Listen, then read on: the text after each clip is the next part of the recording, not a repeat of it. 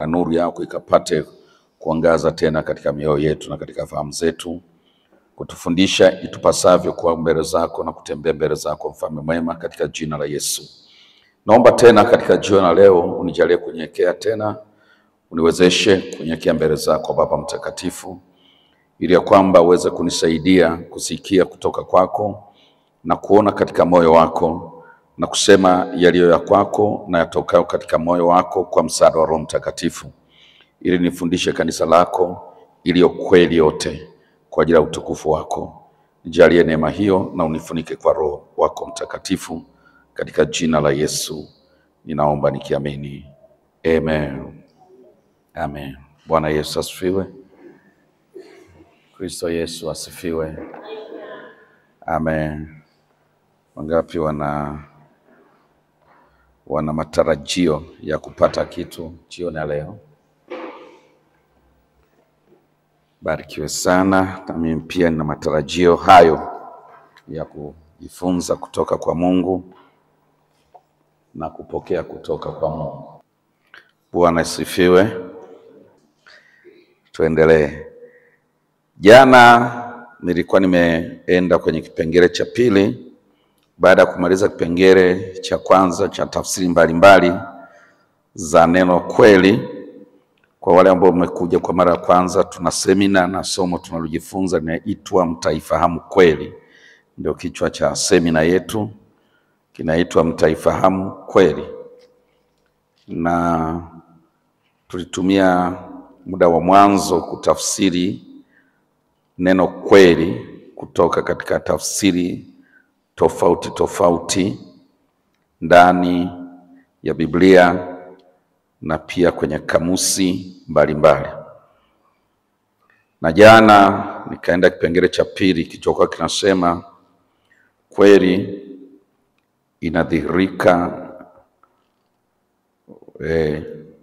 inadhihirishwa na mpango wa Mungu kwa mwanadamu kuanzia uumbaji. Na kutoka hapo leo nataka kuongelea kwamba kweli ni mpango wa wokovu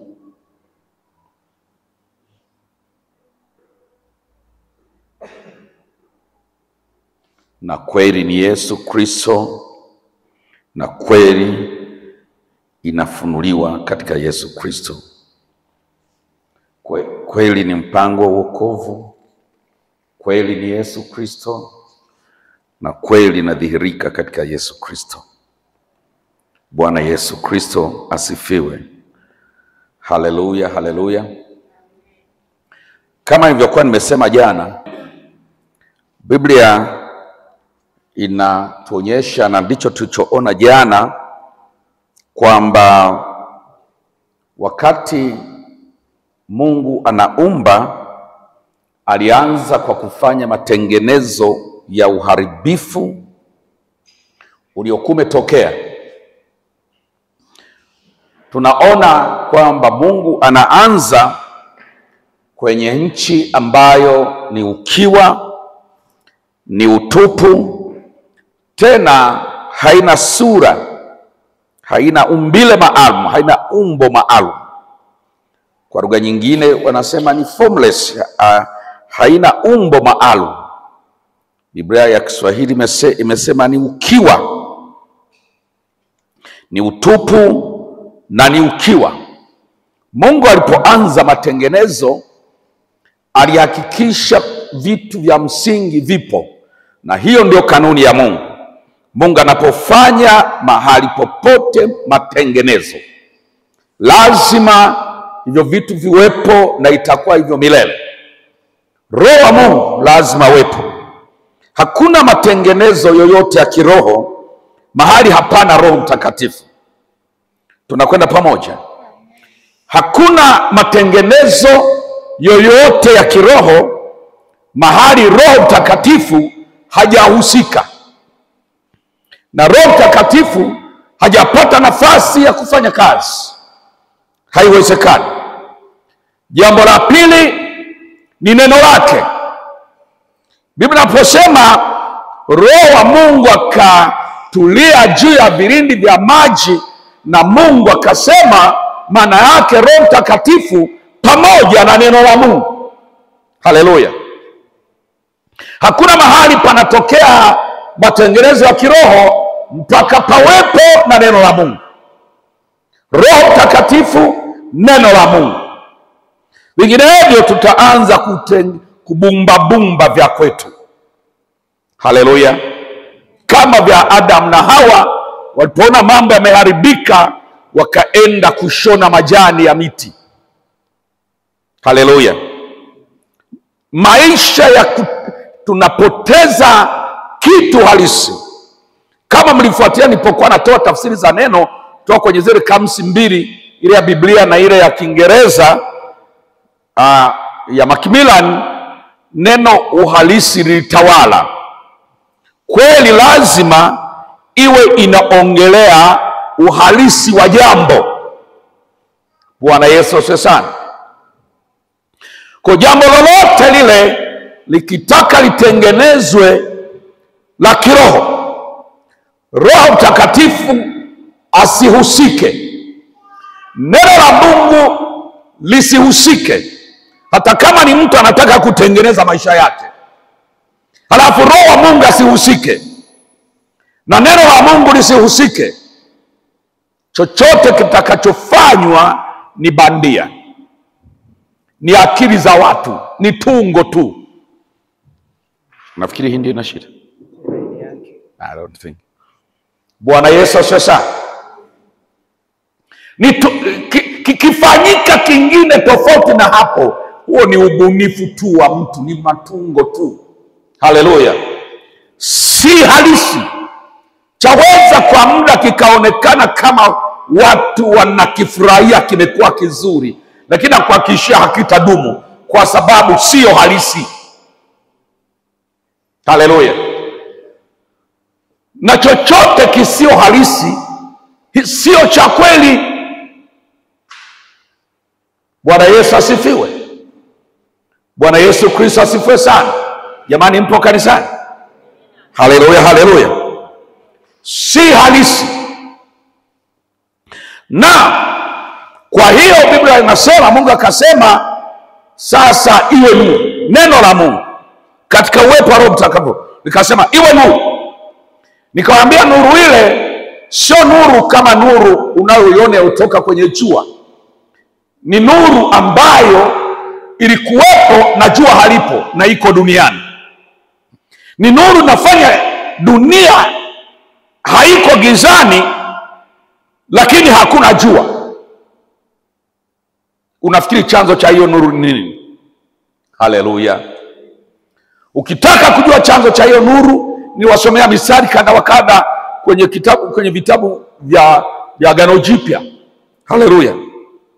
Yesu anasema, amini Yohana anaandika, anasema kulikuwa nuru halisi. Nuru ile ndio inayotia ulimwengu nuru. Imekuja ili wape wanadamu nuru. Nuru ikaja, watu wakapenda giza kuliko nuru. Haleluya. Akawa anaongelea Yesu. Kienda Ufunuo, mji wa Yerusalemu mpya hautahitaji jua kuangaza, mwana kondoo ndio nuru yake. Waliposema iwe nuru, alikuwa anaongelea manifestation, udhihirisho wa uwepo wa Bwana Yesu kabla hajazaliwa katika mwili. Ndiye aliyekuwa nuru ya dunia kabla jua halijaumbwa. Bwana huyu aliyekuja, huyu Yesu ndiye aliyekuwa nuru ya ulimwengu kabla jua halijakuwepo. Na leo bado giza lipo, hata kama jua linawaka. Giza haliko tena kwenye anga, giza liko kwenye mioyo, liko kwenye fahamu, liko kwenye mitazamo na kadhalika, liko kwenye maisha yetu. Lipo mpaka nuru halisi ipate nafasi ndani ya maisha ya mtu, mpaka nuru halisi ambayo ni Yesu Kristo ipate nafasi. Ndio maana maisha, nilisema na ndicho kipengele cha nafundisha, maisha pasipo kuwepo Yesu, narudia, maisha bila kuwepo Yesu si maisha halisi. Unapoanza kusema uongo ni nini? Tunaanzia kwenye chimbuko, grassroots ni kukosa Yesu. Haleluya. Hakuna maisha halisi au ya kweli mpaka Yesu aliye kweli awe ndio Bwana wa hayo maisha. Maisha yakikosa Yesu yamejenga kwenye msingi wa uongo. Bwana Yesu Kristo asifiwe. Na kwa hiyo naomba sasa tusome maandiko haya ili kuthibitisha kweli ni Yesu na kweli ni wokovu au ni mpango wa Mungu wa wokovu, na kweli hiyo au mpango huo wa wokovu umo katika Yesu Kristo na unadhihirika katika Yesu Kristo. Haleluya. Nasema mpango wa Mungu wa wokovu kwa sababu wakati mwingine tunaweza kudhani tunachotengeneza ni wokovu, kumbe ni hakipo katika ule mpango wa Mungu aliotengeneza katika Yesu. Yohana 5:30 mpaka 36. Yohana 5:30 mpaka 36. Nitasoma kama nilivyokuwa. Mimi siwezi kufanya neno mwenyewe, kama nisikiavyo ndivyo nilivyo, na hukumu yangu ni ya haki, kwa sababu siyatafuta mapenzi yangu mimi, bali mapenzi yake aliyenipeleka. Mimi nikijishuhudia mwenyewe, ushuhuda wangu si kweli. Yuko mwingine anayenishuhudia, nami najua ya kuwa ushuhuda wake ananishuhudia ni kweli. Ninyi mlituma watu kwa Yohana, naye ameshuhudia kweli. Lakini mimi siupokee ushuhuda kwa wanadamu, walakini niseme haya ili ninyi mpate kuokoka. Yeye alikuwa taa iwakayo na kung'aa, nami nilipenda kushangilia nuru yake kwa muda.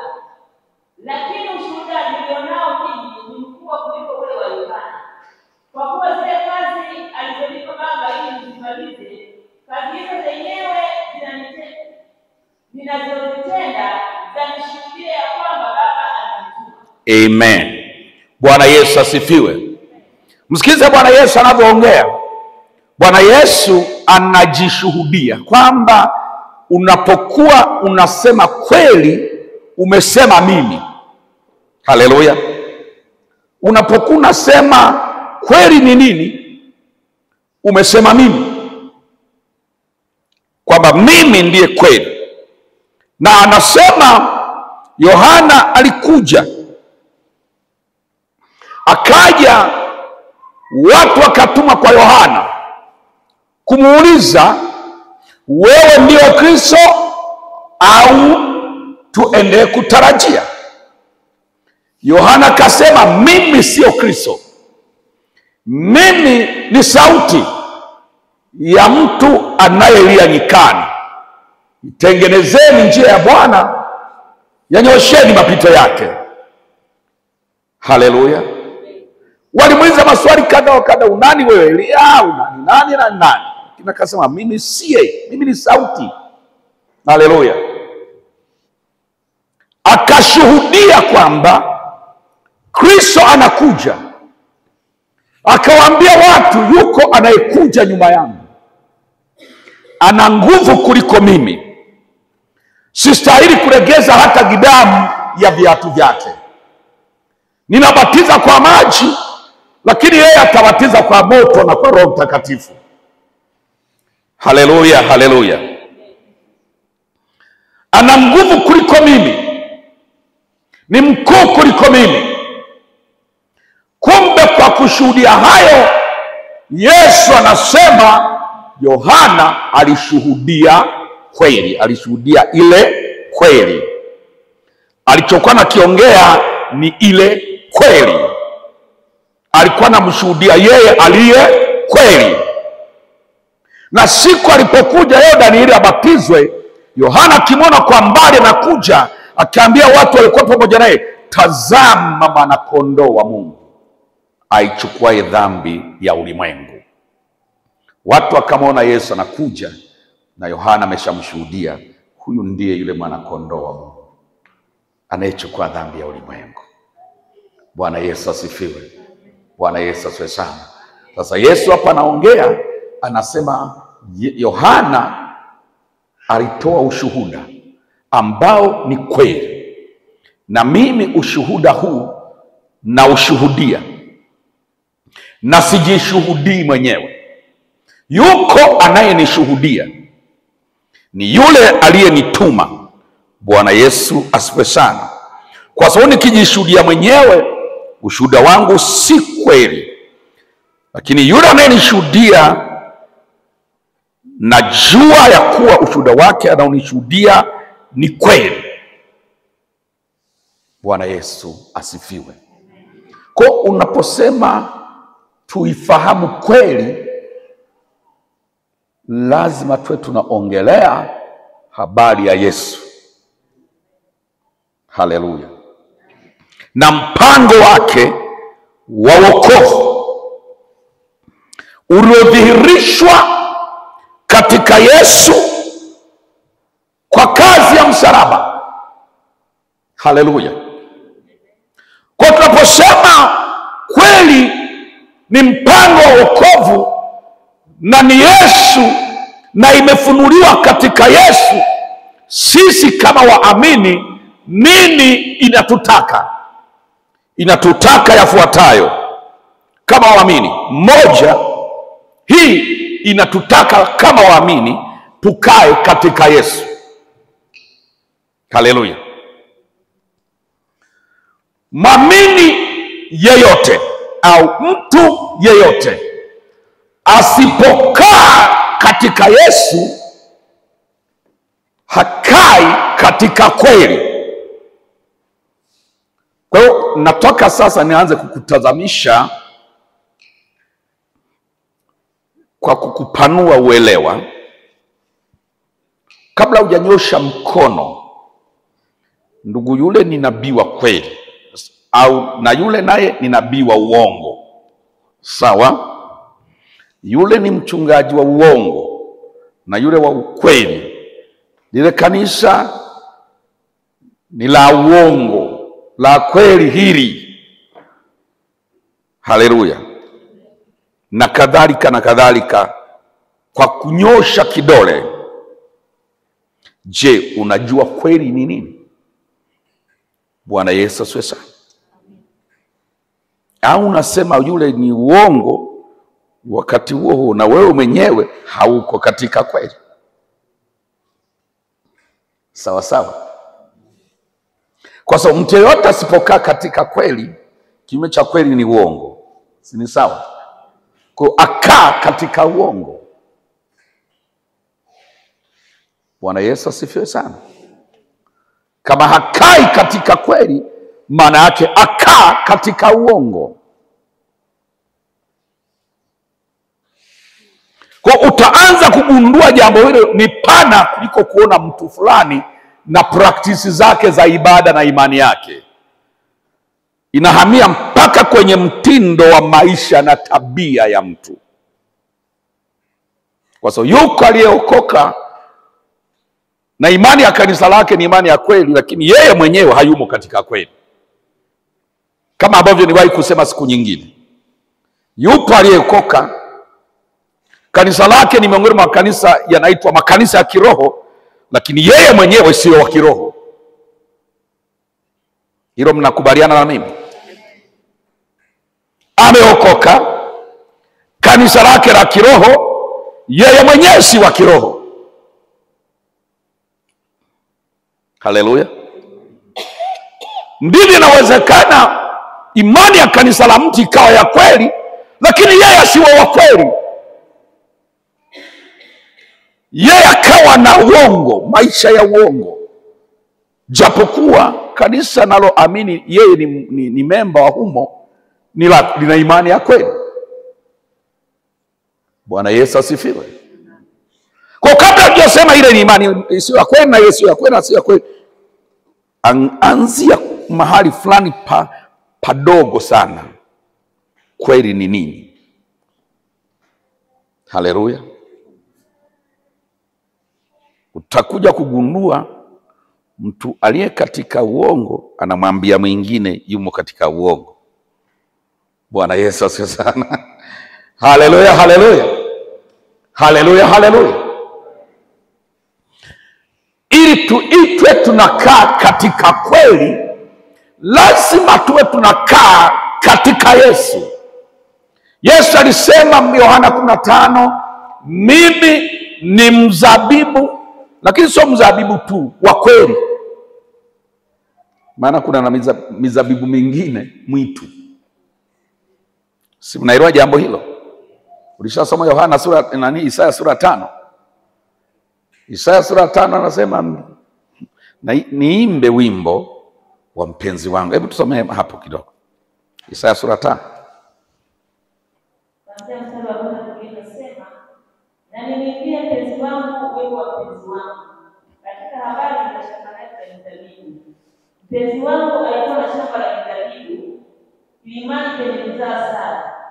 Akafanya handaki kulizunguka pande zote, akatoa mawe yake, akapanda ndani yake mzabibu ulio mzuri, akajenga mnara katikati yake, akachimba shinikizo ndani yake, akatumaini ya kuwa utazaa zabibu, nao utazaa zabibu mwitu. Imetosha. Bwana Yesu asifiwe sana. Anasema naimba wimbo kuhusu mpenzi wangu. Haleluya. Unamfahamu huyo mpenzi wangu? Mpenzi wangu anaitwa Mungu, Bwana wa majeshi. Haleluya. Haleluya, haleluya. Anaitwa Yehova. Mpenzi wangu. Isaya akasema niimbe wimbo kwa habari za mpenzi wangu na shamba lake la mizabibu. Akasema mpenzi wangu alipanda shamba la mizabibu kilimani penye kuzaa sana. Akalihudumia lile shamba kwa namna zote inavyotakiwa. Akachimba mfereji, kaweka shinikizo, kajenga ukuta, kafanya kila kitu kinachowezekana kuliweka shamba kwenye udongo wenye rutuba liwe salama. Shamba likachipuka, likaota. Shamba likatoa maua, likafika level ya kuzaa matunda.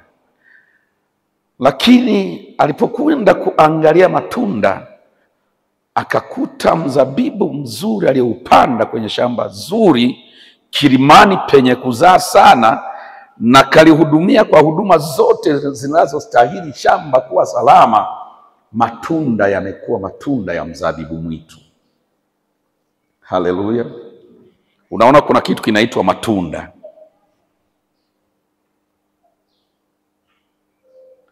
Matunda ya kweli na matunda yasiyo ya kweli. Kwa maana Yesu alisema mkitaka kujua wa kweli, manabii wa kweli na wasio wa kweli, mtaangalia matunda. Mtaona zabibu za aina gani zipo hapa, mwitu au za shamba la mpenzi wangu. Bwana Yesu asifiwe sana. Kuna aina ya zabibu mpenzi wangu anataka kuzivuna kwa mizabibu yake. Mpenzi wangu alipoenda kuvuna zabibu, akakuta shamba zuri, mbegu ilikuwa ni zabibu halisi, lakini matunda yaliyotokea ni matunda ya zabibu mwitu. Mpenzi wangu akahuzunika sana. Akasema nini kimefanyika kwenye shamba langu ambalo badala ya kuzaa zabibu nzuri za kweli limezaa zabibu mwitu?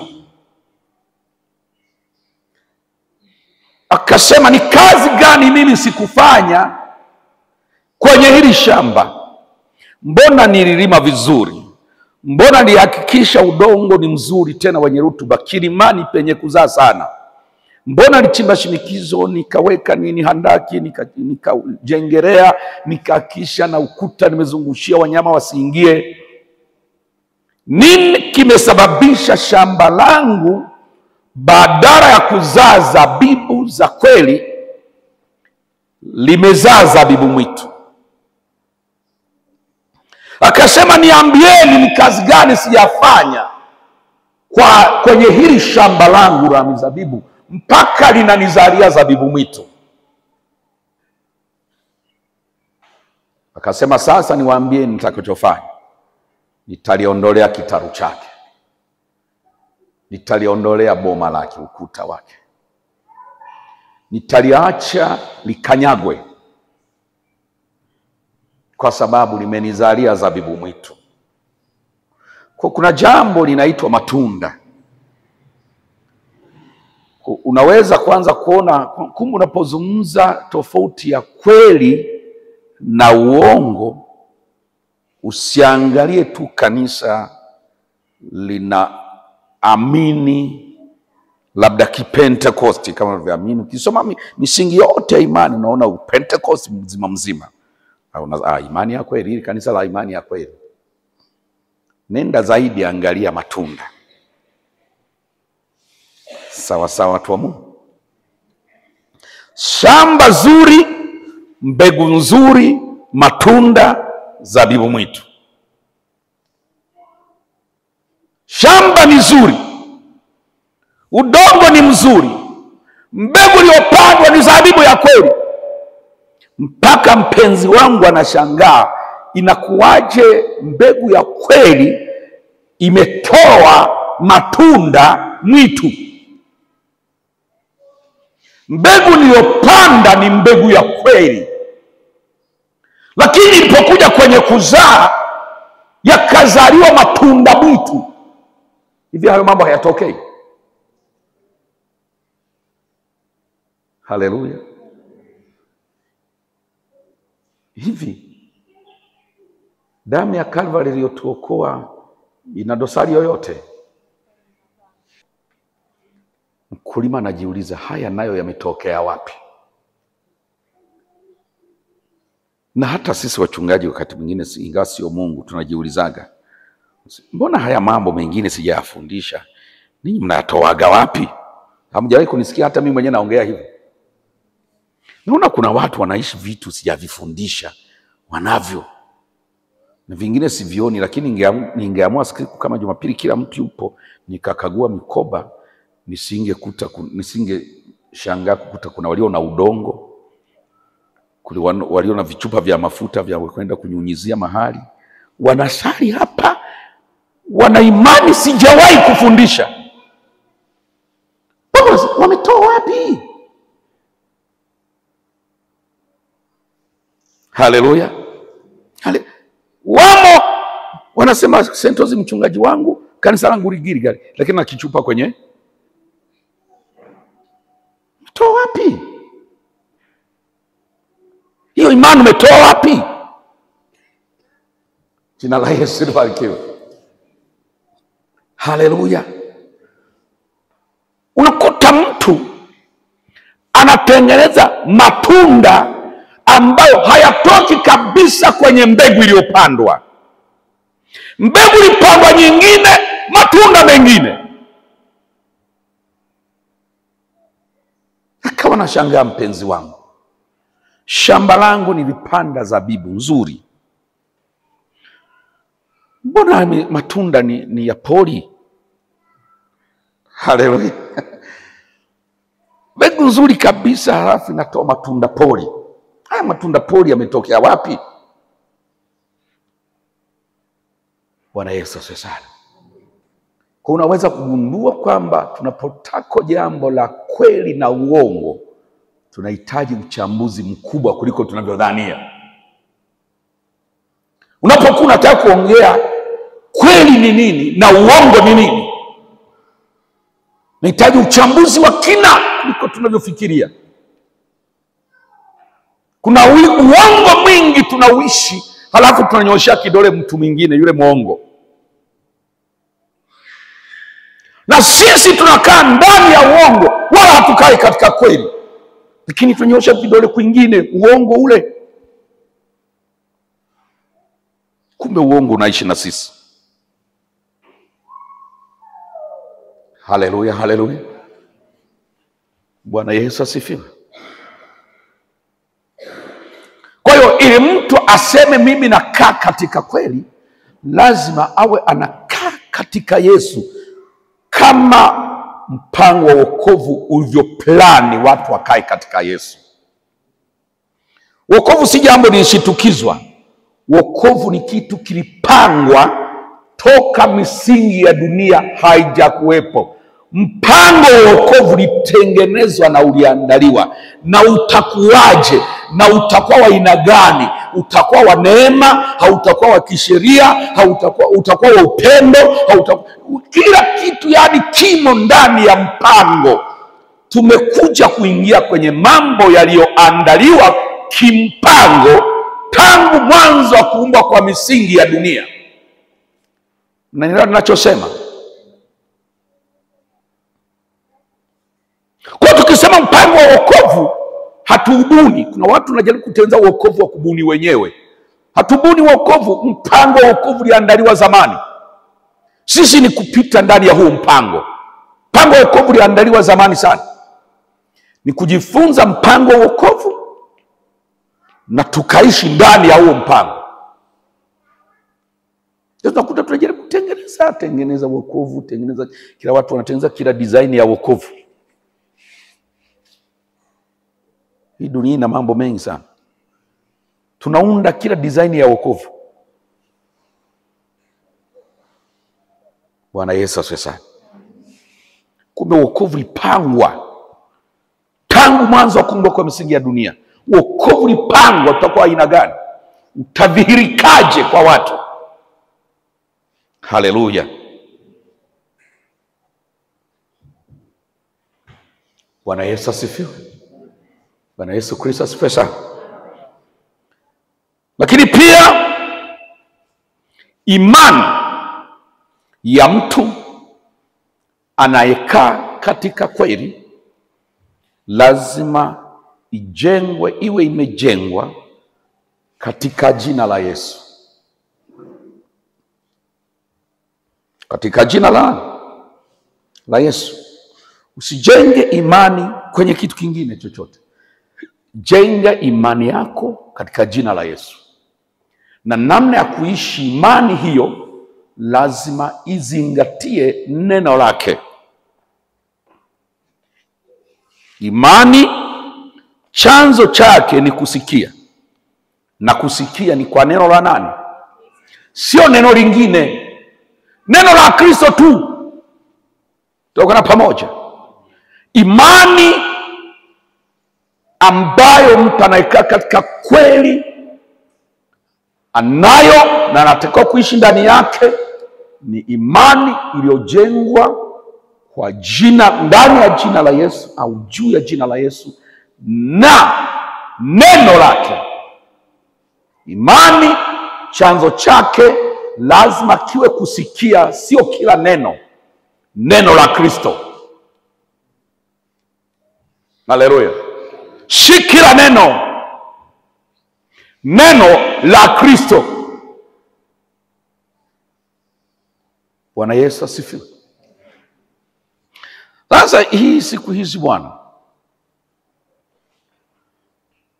tunataka tuisaidie. Jina la Yesu tulisaidie. Maji limeshindwa kufanya kazi mpaka mnalisaidia na maji jamani. Tunataka jina la Yesu tulisaidie na mafuta. Tulisaidie na udongo, na sabuni, na soda. Asante kwa kuniongeza, na chumvi. Halafu ili tuihararishe, mbele yake tunaongeza neno upako. Bahati nzuri kwenye hili somo naongea habari ya roho wa kweli. Kuna kitu kinaitwa roho wa kweli. atawafundisha, atawaongoza, awatie katika kweli. Sasa tunamsingizia, tunaleta chumvi, tunaita upako wa Roho Mtakatifu. Leta maji, nayo tunasema nayo ni ya upako wa Roho Mtakatifu. Wacheni hayo maneno. Toka wapi? Imani ya kweli ya mtu anaishi katika kweli, lazima msingi wake uwe jina la Yesu, sio visaidizi vingine. Kama wapo wanavyo, nioneni. Sina upako, lakini ninao. Maana kuna watu hapa naongea na wao walishavisikia sehemu nyingine. Kuna wakati niwahi kuhubiri, sijawahi kufundisha kwa kina cha sasa hivi. Nigusa miaka fulani kwa nyuma. Baadaye nikasikia ndogo za chini nasema wanawaonea tu wivu. Wao wenyewe wamekauka, alafu wanaonea wivu. Sawa, wewe tuite tunaonea wivu. Mambo yatajulikana tu. Jina la Yesu libarikiwe. Wewe tuite tuna wivu, lakini mambo yatajulikana. Bwana Yesu asifiwe sana. Jina la Yesu lilipata mamlaka. Nilikuwa Dar es Salaam juzi nafundisha kuhusu jina la Bwana. Niliwatoa tokea mwanzo kule nikaleta mpaka Ufunuo. Naongea jina la Bwana. Naonyesha nguvu ya jina la Bwana. Nizungumza jina la Bwana kwa muda wa siku 6. Jina la Bwana. Siku 6. Jina la Bwana. Kwa kuwa wengine wenu si wafuatiliaji. Haleluya. Bwana Yesu asifiwe sana. Haleluya, haleluya.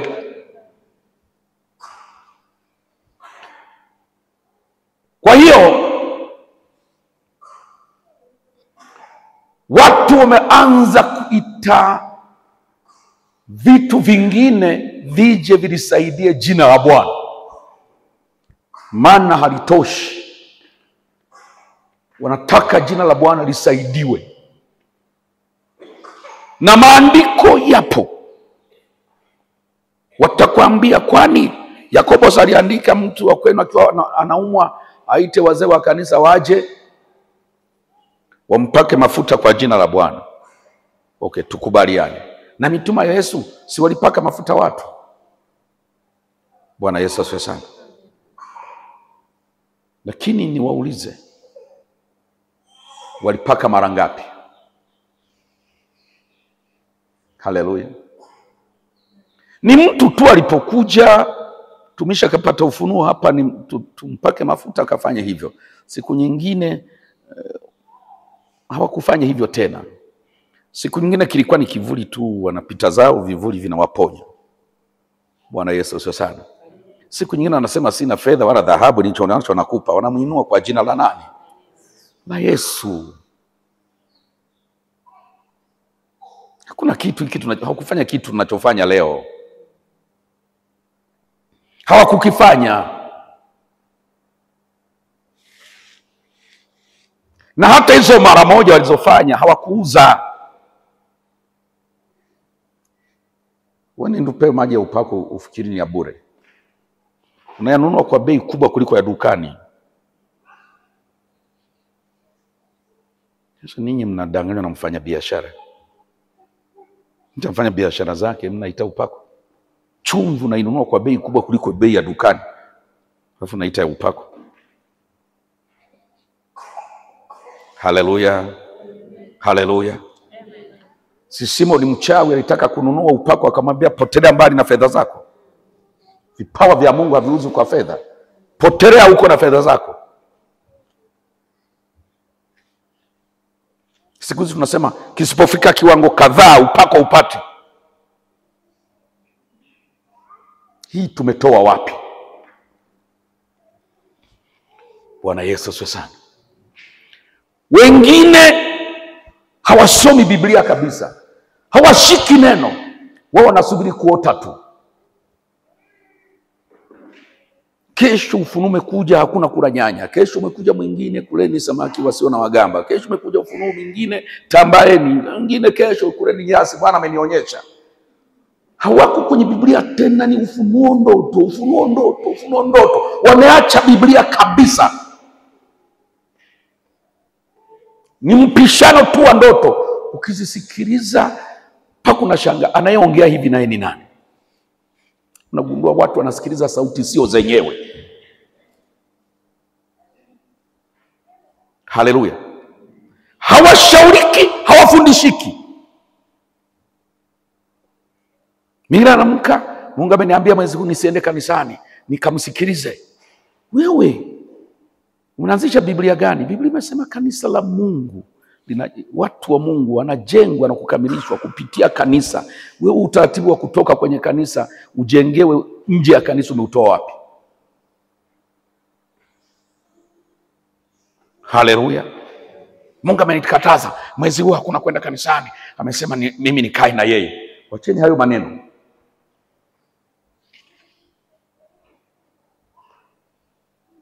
Fuateni neno la Mungu. Watu wameondoka kabisa, maisha yao wameyaondoa kwenye misingi ya neno, wameweka kwenye misingi ya ndoto. Acheni hivyo vitu. Nibidi hapa niwaambia, ukiota ndoto usipeleke kwa mtu, leta kwangu. Taona pamoja. Yaani kuna watu hapa wanaweza kukoseshana amani. Unaota hivi unapeleka, nimekuota nakufa. Nimeota si unafanya. Haleluya. Nimeota wanakubeba kabisa, wanakuweka kwenye farasi. Haleluya.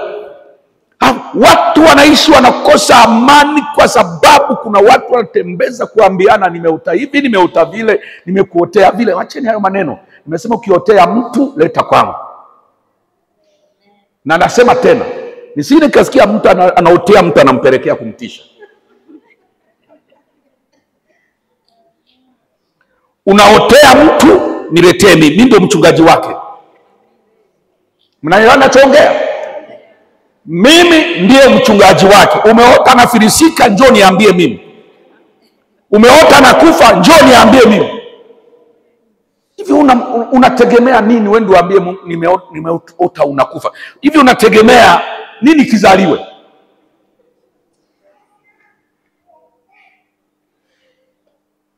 Nimeota wanakukatakata kabisa. Alafu naenda unamwambia, unategemea nini kinazaliwa ukishamwambia neno kama hilo?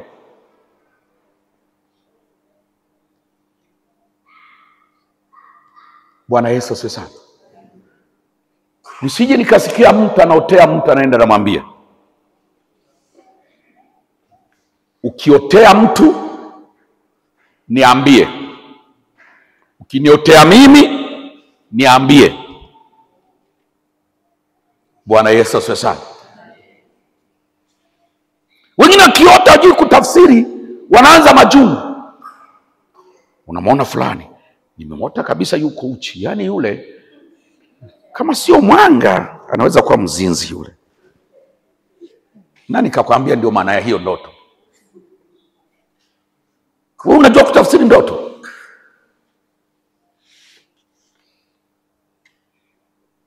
Tunaweka mabunifu tu.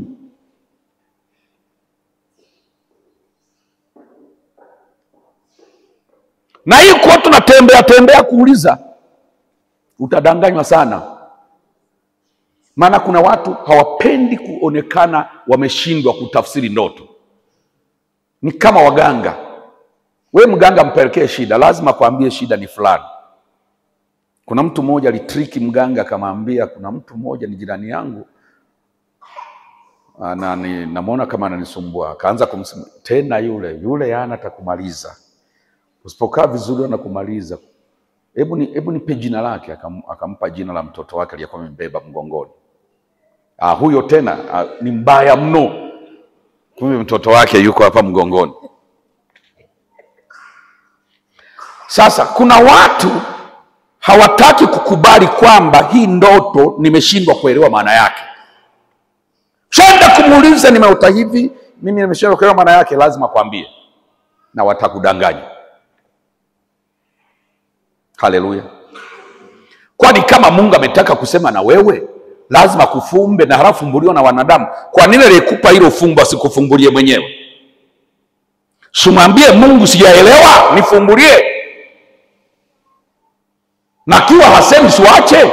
Sasa kwani unajilazimisha Mungu akuseme na wewe? Kama yeye ndiye anataka kusema na wewe na amekataa kusema, si unamwacha? Mwambie jirani yako, kama Mungu anataka kusema na wewe na amekataa, si unamwacha tu. Kwani kuna deni?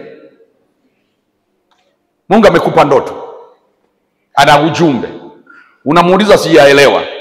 Mungu niambie maana hii ndoto. Amenyamaza kimya. Kesho unamwambia Mungu ile ndoto ya jana sijaelewa, kimya. Mpaka wiki jana Mungu ile ndoto ya kimya. Sasa si hataki kusema. Sumache. Mwambie jirani kama mwache, hataki.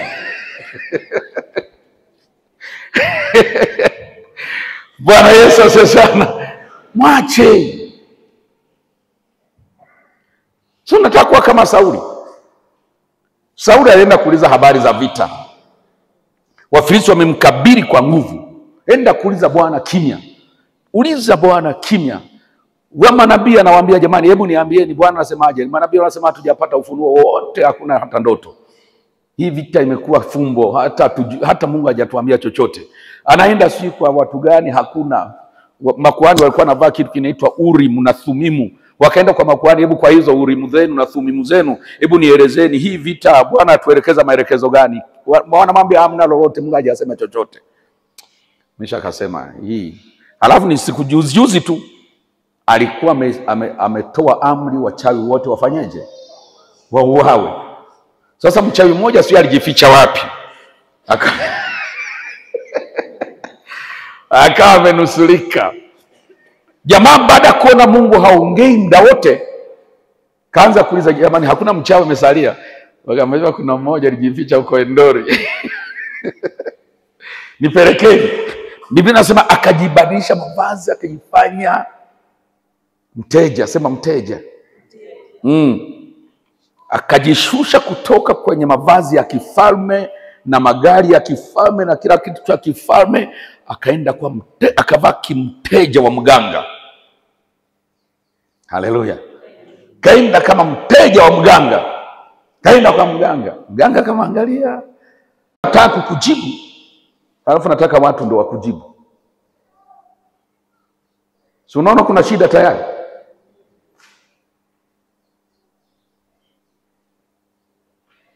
Yaani kuna Mungu amekataa kukujibu, ama uache au tafute sababu kwa nini Mungu hanijibu.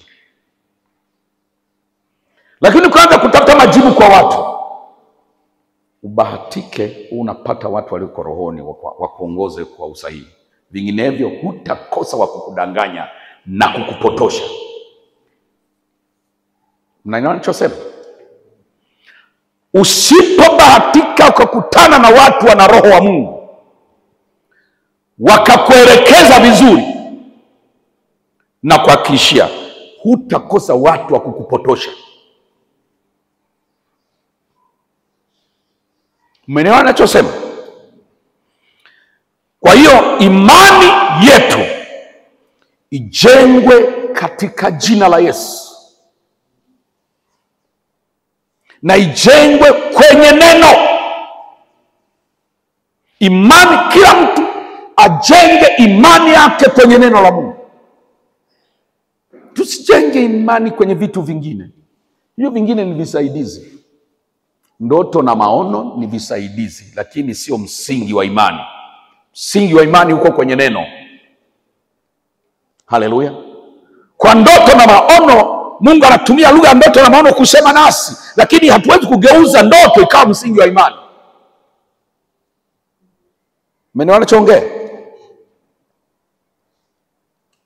Inasaidia, ni lugha Roho Mtakatifu kusema na watu wake. Na ndio maana nimesema asiposema usijali, hujatenda dhambi. Yesu anataka kusema.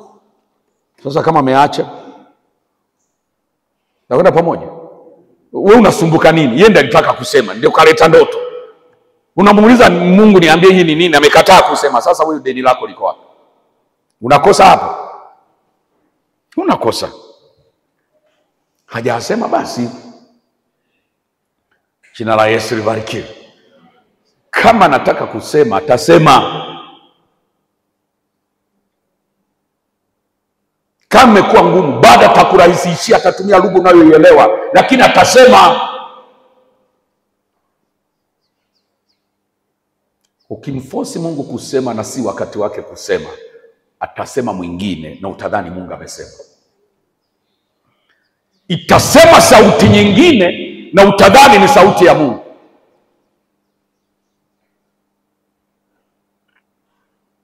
Kuna watu tunakwenda pamoja, watu wa Mungu. Tuko vizuri. Imani yako iweke katika Bwana Yesu na katika neno lake. Na la tatu, maisha yako yote unayoyaishi, unayoyatenda. Wale ambao mmepotea kidogo, nilikuwa nazungumzia kile kipengele nilichokuwa nimesema, kweli ni mpango wa wokovu, kweli ni Yesu Kristo, na mpango wa wokovu umedhihirika katika Yesu Kristo. Nimesema ukiyajua hayo, basi zingatia yafuatayo. Ndio nikasema la kwanza, la pili, na sasa nasema la tatu. Bwana Yesu asifiwe sana. Haleluya. Zingatia kwamba maisha yako yote na yote unayoyaishi na kuyafanya, unayafanya katika Bwana Yesu. Unayafanya katika Bwana. Zamani, mpaka siku moja mchungaji wangu alifundisha nikaelewa. Mchungaji alikuwa anaitwa Zefania Rioba. Nilikuwa najua kwamba mambo tunayosema ni katika Bwana ni yale ya kanisani, ya kiimani. Sasa mmoja Pastor Rioba akafundisha, akitunyoshea maneno ambao wengi tulikuwa tumezoea kusema. Ukiwa kazini kwako kule unakofanya biashara au ajira, unasema niko kwa Kaisari, halafu nikuja kwenye kwaya niko kwa Bwana. Au nikienda kwenye injili niko nafanya kazi ya Mungu. Nikigeukia kwenye ajira yangu niko nafanya kazi ya Kai. Pasa kutuambia mnakosea. Haleluya. Yesu aliposema ya Mungu mpeni Mungu na ya Kaisari mpeni Kaisari, alikuwa naongelea kodi. Sawa sawa, watu wa Mungu. Alikuwa naongelea kodi. Kwenye ubishani ulikuwa unasema, au kwenye swali ulikuwa unasema, ilikuwa la kimtego. Ulikuwa unasema kwa sababu sisi ni wa kiroho, Kaisari ni mwanadamu tu na Yesu ni Mungu, Kaisari hana sifa ya kupewa kodi, au sisi hatuna sababu ya kutoa kodi. Labda niweke vizuri namna hiyo. Sisi ni wa kiroho. Haleluya. Mambo ya kodi hayatuhusu. Ndio swali la mtego alikuwa anampa Yesu. Wanataka aseme mimi ni mwana wa Mungu, nampaje mwanadamu kodi? Haleluya. Au waaminio wananiamini mimi niko juu kuliko Kaisari, baada ya kuleta sadaka kwangu wanapeleka tena kwa Kaisari. Wa nini? Kaisari alikuwa ni mfalme wa Rumi anayetawala wakati ule. Bwana Yesu asifiwe sana. Yesu akawaambia leta hiyo sarafu hapo. Wakamletea, akageuza hivi, akamwambia upande huu mnaona nini? Tunaona sanamu ya Kaisari na muhuri wake. Sasa kama mnaona sanamu ya Kaisari na muhuri wake kwenye hii noti, sijui ni kwa sarafu, basi ya Kaisari mpeni Kaisari. Akiwa anambia mnapaswa kutoa kodi, hakuna marufuku ya kutoa kodi, kwa sababu ni haki ya serikali kupokea nini? Kodi. Bwana Yesu asifiwe sana. Lakini pasta kaniambia,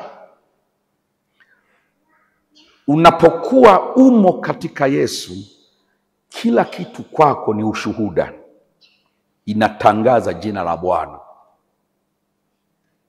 Haleluya. Kila unalolifanya linamtangaza Yesu na ni huduma. Kupitia hilo kuna watu wanaweza kumuona Yesu yupo na Yesu anafanya kazi. Yesu anabadilisha watu kwa kuangalia tu uaminifu wako kwa kazi, ile kazi unayoita kazi ya Kaisari. Akasema kwa hiyo msiziite za Kaisari, pale uko kwenye kazi ya Mungu na uko unamtumikia Mungu. Na kuna watu wanasoma jambo, wanasema Mungu ni halisi, huyu anavyofanya kazi, anavyojituma, alivyo mwaminifu, hakika ana Mungu. Usiite ya Kaisari, ite ya Mungu, maana Mungu anajidhihirisha kupitia kazi yako, na wewe unapaswa kumdhihirisha Mungu kupitia kazi yako. Kwenye biashara yako, fanya biashara yako vizuri, kwa sababu biashara yako ikifanikiwa, umemdhihirisha Mungu. Wafanya biashara wenzao wakiwa wanafanya vitu vieleweki vya kichawi na zindiko na wiziwizi, wewe unafanya biashara imenyoka na bado wanaona hukatiki mtaji. Badala yake biashara yake inazidi kukua. Watakuja kukuuliza wewe unaendaga kwa mganga gani? Hamjawahi kusikia wa hivyo? Na ututumia fursa hii kuambia habari ya Yesu.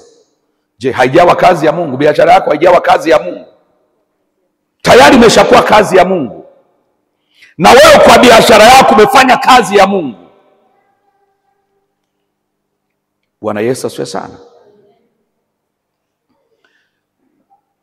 Akatuambia maisha yako yote unavyoyaishi, ujue ni utumishi, na unamtangaza Yesu kutoka kwako na kuingia kwako, kuongea kwako na watu, kuishi kwako na majirani, namna yoyote ya maisha yako ni utumishi. Kwa tunaposema tufanye mambo yote katika Yesu, sio tunapokuwa kwenye sala tu. Hata tukiwa tunafanya kazi yetu tulioajiriwa nayo, tujue tunaifanya katika Yesu. Tuifanye katika Yesu. Tunapokuwa tunaishi na wenzetu kwenye ndoa zetu, tuishi na wenzetu katika Yesu. Bwana Yesu asifiwe sana. Haleluya, haleluya. Hata kuvaa kwetu, ukivaa nguo, hebu jione umevaa katika Yesu. Tunakwenda pamoja. Vaa inavyostahili, kwa sababu kuvaa kwako nako ni ushuhuda. Kuvaa tu unavyovaa ni ushuhuda. Nimeshashuhudia mara kadhaa. Niliwahi kwenda posta kuchukua parcel, mtu amenitumia ya vitabu kutoka nchi za Ulaya huko. Nikaenda kupokea posta parcel ile. Nikaenda nimevaa, ilikuwa Jumamosi. Nimevaa tu kinamna yangu, kwa sababu hiyo siku sio ya ibada na sina mpango wa kwenda kanisani. Nikaenda na t-shirt fulani hivi. Ile namna tu, na niko naongea, yule jamaa wa posta anayehudumia akaniuliza kazi yangu, maana vitabu vyenyewe vilikuwa vya dini. Akaniuliza, kwani unafanya kazi gani? Nikamwambia mimi ni mchungaji. Kanitazama, wewe ni mchungaji? Mbona sasa umevaa hivyo? Nikwambie, toka hiyo siku mimi na t-shirt mbalimbali. Mimi na t-shirt mbalimbali. Haleluya. Mtu aliponitazama kanishangaa, hivi kweli mbona mchungaji umevaa hivyo? Kuanzia siku hiyo mimi na t-shirt. Nikikuta nimevaa t-shirt, mwisho ni sebuleni. Kumbe wanaelewa mchungaji ana namna fulani anavyotokeza mbele za watu. Kuna muonekano wa kichungaji, kuna mtokelezeo wa kichungaji. Bwana Yesu sasa. Haleluya. Kumbe hata kuvaa kwangu ni injili. Sikweli nikajua kumbe kuvaa nako ni injili.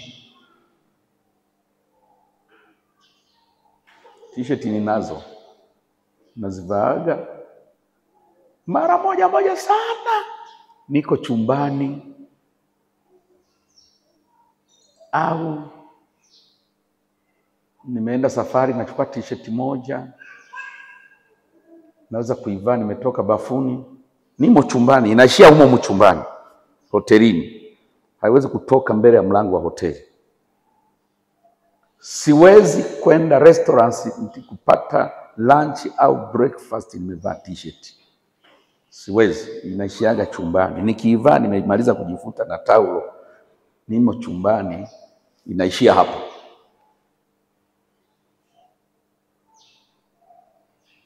Bwana Yesu asifiwe sana. Inaishia hapo, haitoki zaidi ya hapo. Bwana Yesu asifiwe sana. Kwa nini? Kwa sababu tunafanya mambo yote katika jina la Yesu. Unaishi katika Yesu, fanya kila kitu cha maisha yako katika jina la Yesu. Kusema katika jina la Yesu sio kwa mnasema kwanza katika jina la Yesu afu ndava, sio hicho ninachomaanisha. Maana sasa kuna mtu anaamini kufanya katika jina la Yesu ni kule kusema katika jina la Yesu alafu navaa kiatu.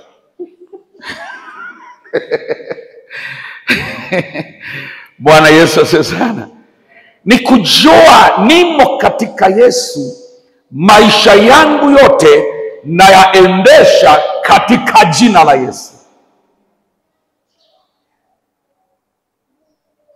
Vitu vyangu vyote vinafanyika ndani ya jina la Yesu. Kwa watu wote wanaoishi katika kweli wanafanya mambo yao yote katika Yesu au katika jina la Yesu. Bwana Yesu asifiwe. Muda umeisha. Na mimi nilisema hili somo siendi haraka kabisa.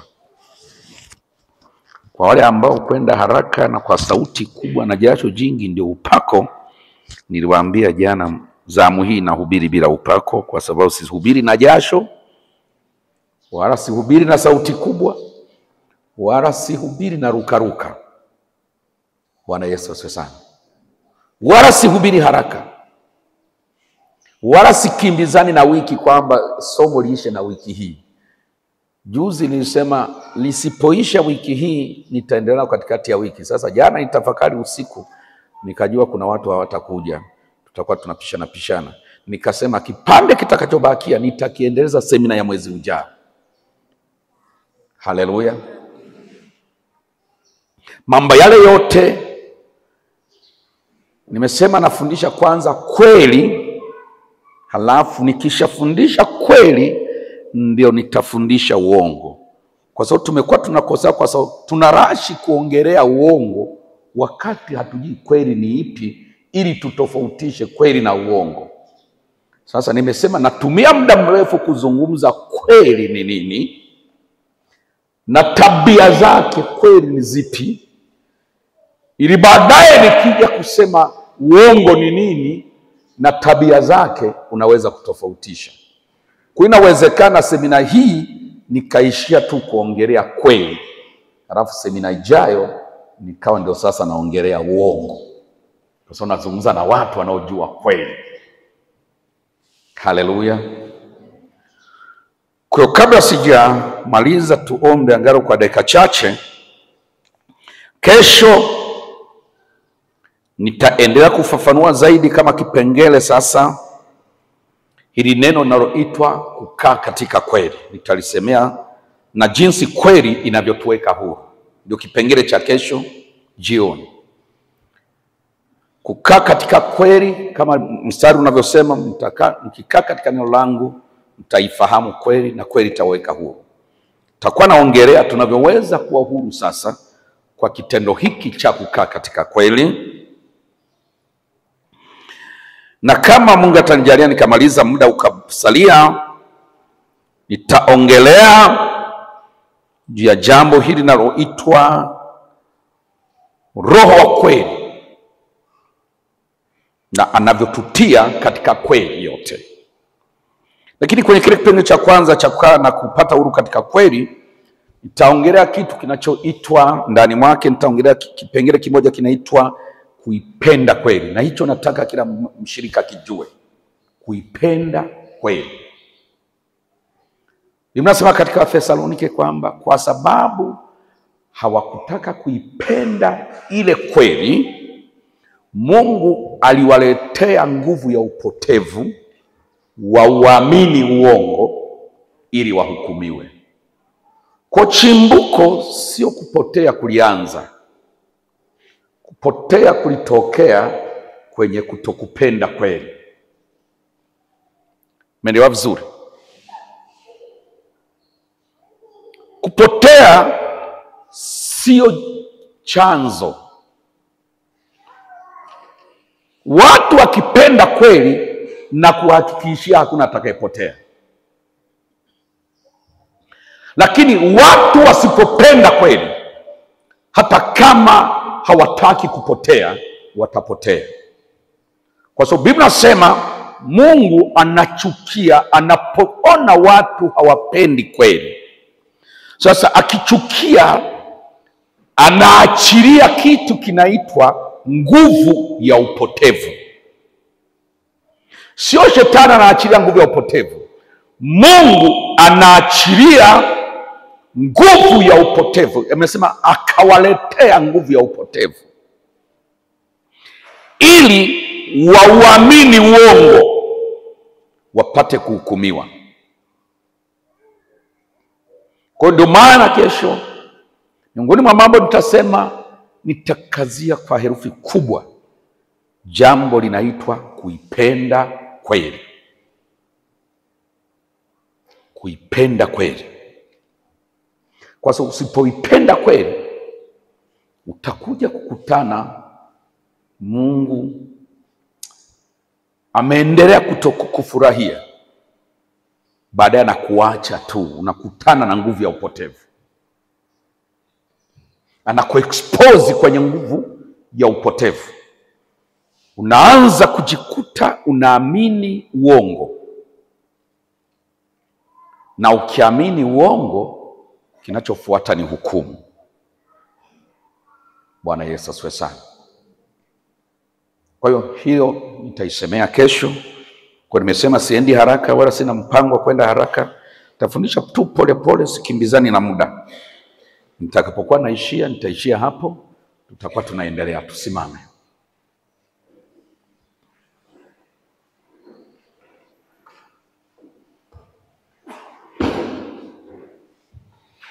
Maombi yetu ni yale yale. Tunaliombea kanisa la Mungu, tunajiombea na sisi. Jioni ya leo tuombee wale ambao katika neema ya Mungu, Mungu amewasaidia kuijua kweli, wakae katika kweli.